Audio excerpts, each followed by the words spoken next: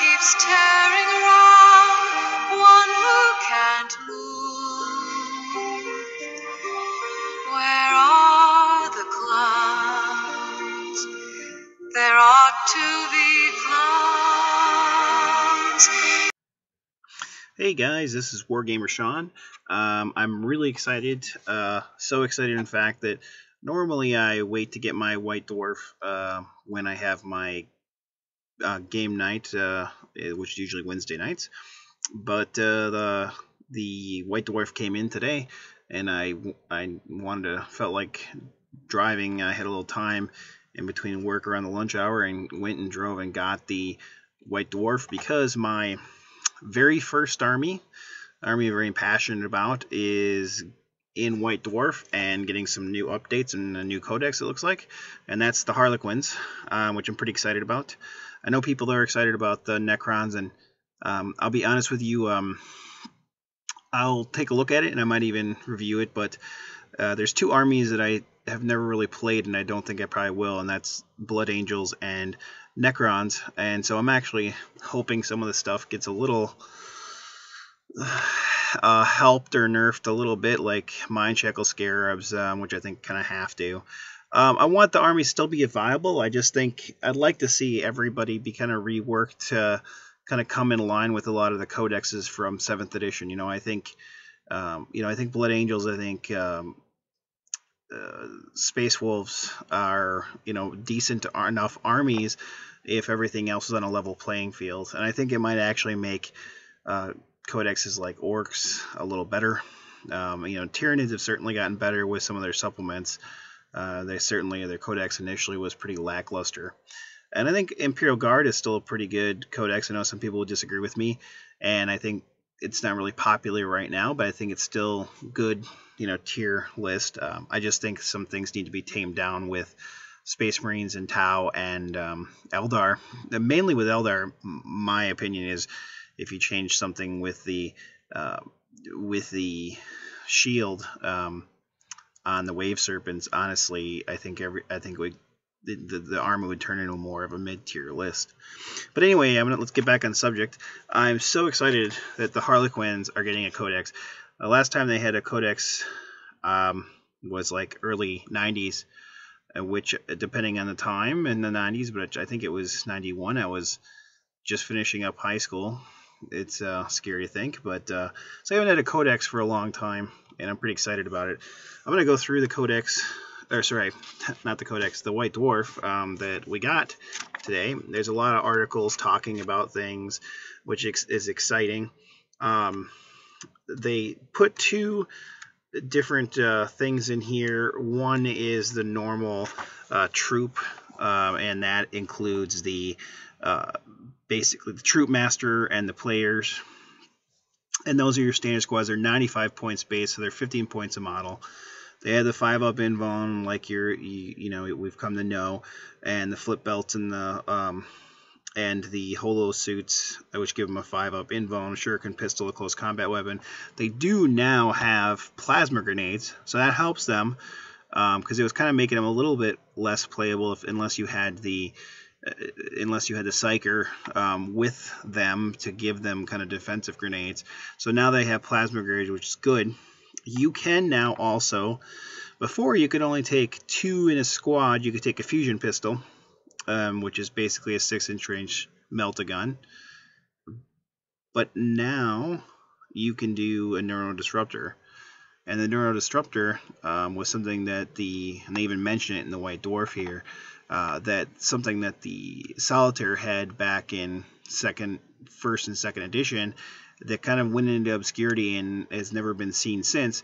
And it had some difficult rules, but it kind of affected the person's neurological system that was shot. I like what they've done with it. They've made it easier. It's AP2 and Fleshbane, so it's basically really only going to work on creatures, but the cool thing is it's going to work on monstrous creatures and gargantuan creatures. So Wraith Knights, Riptides, stuff like that, it's going to hurt, which is cool, but it's not going to hurt vehicles.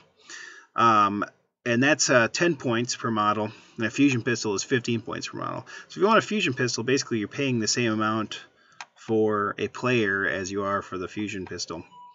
Any model can take Harlequin's Embrace, Harlequin's Kiss, and Harlequin's Caress. for 5 points or 8 points. Now let's look at those quick. So the Harlequin's Kiss has changed. It's not the same. It used to be rending. It's not the same anymore.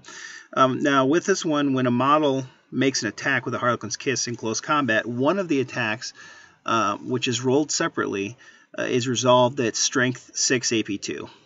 And the rest of them are rolled normally. Now, some people are like, oh, well, it's too bad they lost rending, which to some degree I was initially when I read that, I'm like, well, that sucks they lost rending. But in the same sense, if you've got 5 guys hitting, that's 5 potential hits that are Strength 6 AP2, which is probably going to hurt something. And the rest of them could hurt something too. So I'm not complaining about this. I like it. It's a change. Harlequin's Embrace is Strength of the user, and it's melee and Embrace of Death. Now, Embrace of Death is a model equipped with the Harlequin's Embrace, has a Hammer of Wrath special rule, but makes D3 Hammer of Wrath hits that hit automatically and are resolved at Strength 6.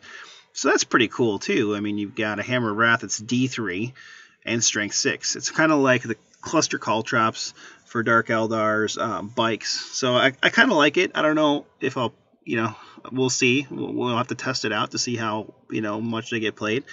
The other one is the Harlequin's Caress, which is Strength of the user and Caress of Death. So each roll to hit of a 6 made by the weapon automatically causes a single wound, and that single wound is resolved at AP2.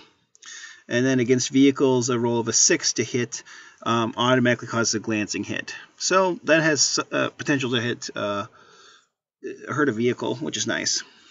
The Flip Belt is interesting in this edition because the Flip Belt's not slowed by difficult terrain, does not suffer penalty for initiative when charging through difficult terrain. So they basically almost didn't need to give them the plasma grenades because the Flip Belt negates all the effects of cover.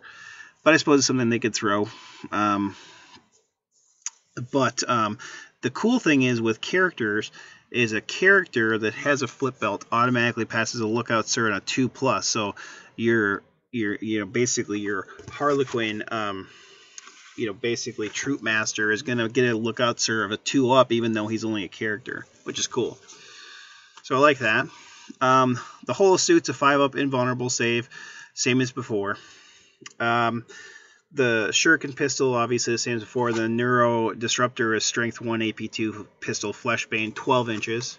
So it's cool. I mean, I'm happy to have the Neuro Disruptor back. I'm really excited about this, actually.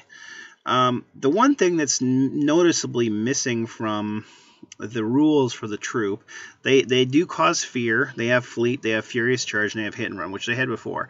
The thing that's noticeably missing is there's nothing in there that affects, like, how far you can see them, like in older editions, or in 6th edition they had Stealth and Shrouded. That's all gone, and so that's interesting. Before I talk about tactics for these guys, I'm gonna go on to the next thing that's in here. So the next thing that's in here, and I cannot tell you how excited I am about this. The Solitaire is back. I'm so excited the Solitaire is back. He's 145 points. He is amazing. Now, he's a unique character. He can never be joined by another character, independent character. He has a 3+ invulnerable save. And, excuse me, he has a Holosuit, a Harlequin's Caress, and a Harlequin's Kiss, and a Flip Belt, which is cool. So he can use either one of those two things. He has Deep Strike. So he has Deep Strike. Eternal Warrior, so he can't be instant gibbed even though he's toughness 3. It causes fear. He's fearless, which is an individual model, so it doesn't really matter, I guess. Well, I guess it's good that he doesn't take fear tests. He's Fleet, Furious Charge, Hit and Run, and Precision Strikes. That's right, Precision Strikes. They're not giving that out too much right now in 7th edition, so Precision Strikes is pretty cool. Once per game, he can Blitz, which at the start of the controlling player's movement phase, the Solitaire can move in the following manner. So roll a number of d6 equal to the current turn number. The result is the number of inches that the Solitaire can move. When moving this manner, he can move over all other models and terrain as if it was open ground. And then when he assaults, the attack characteristic is increased to 10, which is amazing because I'm thinking still, now this might still be up for debate, but he's got 2 close combat weapons, and on a charge you get an extra attack. So would he technically have 12 attacks? I think he would. It doesn't say that he doesn't get those bonus attacks. So I think he'd have 12 attacks on the charge. Like, holy crap, 12 attacks on the charge. And his weapon skill is 9, his ballistic skill is 9. His strength is 3, toughness 3, wounds 3, initiative 10. That's better than most demon princes, except for maybe Slanesh ones. Initiative of 10. He's going before everybody. He's got 6 attacks base anyway and leadership of 10. Now, the Solitaire may move 12 inches in the movement phase, so he's basically like a jump character. He's super fast. He may take Haywire Grenades for 5 points, and he may take 1 item from the Enigmas of the Black Library, which we don't have yet. So I don't know why he has a good ballistic skill, because he doesn't have anything to shoot. He doesn't even have grenades, so I'm assuming maybe some war gear he could take from the Black Library will allow him to shoot something. The other thing I forgot to mention in the troops is they come with 5, and they can take up to 7 additional ones, so they can have 12 total. They can also select a Star Weaver as a dedicated transport. Now, we don't know what this is, but I'm guessing it's something new that they're coming out with. Well, that's cool. You know, they're getting a new model. Hopefully it's Assault or open-topped. I'd rather have Assault, to be honest, but I'm guessing it's going to be open-topped. The reason I say I'd rather have that is, you know, 5-up invulnerable save, getting hit with a flamer, especially in a transport, is going to kill a lot of the guys, so it does scare me a little bit. Losing the range that they have to you know, be seen or be shot at does scare me a little bit. I'm really excited about this, but I do think, you know, we'll have to wait and see. But I don't think this is going to be an army that everybody's going to play, just because the Solitaire's a glass hammer, and the troop squad is very elite. So for a troops choice, it's kind of expensive, and it's not an easy one. You know, I've played Harlequins, and up through till the new edition came out in 6th edition for Eldar, I played Harlequins all the time, and they weren't popular, but I love them. 6th edition kind of saw a resurgence of them because of the stealth and shrouded rule that they had. But once the 6th edition Eldar Codex came out, no one played them anymore because the Eldar had battle focus, which they didn't have. And so they weren't as good. And they didn't have grenades, except for if they had the, you know, the Warlock or the Psyker with them, with the Veil of Tears. They were kind of like Banshees are, which don't have grenades. I don't know why they didn't give them grenades. And so they're kind of useless to use, and close combat's not a big thing right now. 7th edition doesn't favor close combat, it just favors shooting. So I still think it's going to be hard for these guys. A 5-up Intervalon seems great, but it's pretty easy. You know, all you need to do is really DAC them or hit them with a Pie Plate or a Flamer Template, and they're going to die by the droves, because a 5-up Invuln is not much. I mean, you're only going to make it a third of the time, so it's not that great. So I think I'm excited about it. I'm going to play these guys definitely. I mean, Harlequins are my first army ever. I think they're going to frustrate some people that want to pick it up and try to play them, because they're very much a finesse army and not very forgiving, even more so than Dark Eldar, I think. I'm really excited about it, though. I can't wait to see the Codex when it comes out. I certainly will be playing them, and that's why I wanted to make this video right away, because I'm really excited about the Harlequins. But I don't think they're going to be for everybody, you know. And I kind of like armies that take finesse to play, and they'll be fun, I think, to play. And it makes sense. I mean, we saw them they got taken out of the Dark Eldar Codex, and they were mentioned. So I kind of had a feeling when the rumors started popping up that maybe Harlequins would really get one. Although I didn't really want to believe it until I saw it, because, you know, all of us have been hoping for a Harlequin Codex for a long time that loved and played Harlequins. So it's just amazing that they're getting another one back. I'm excited about it. So yeah, I'm really excited. Hopefully you guys are too. I will be publishing another white Dwarf when the next one, issue 54, comes out next week, because I'm sure there's going to be more Harlequin stuff in there. Probably the Death Jester and the Psyker, and maybe the Transport. That'd be awesome. And then probably the next week is going to be the the Codex release, but I'm pretty excited. I was kind of hoping the Codex would come out right away, but I may have a chance to take them to Adepticon, but my guess is that they're going to come out after the Adepticon cutoff, so. But that's okay. I'm still very excited they are coming out. It is awesome, and if you guys are excited or have any concerns or things that you're excited about, leave them in the comment section below. I'd love to hear about it. I'm super excited, and I can't wait. It's been a long time coming, so you guys keep wargaming and have fun, and then the clowns will be coming in pretty soon. Talk to you later.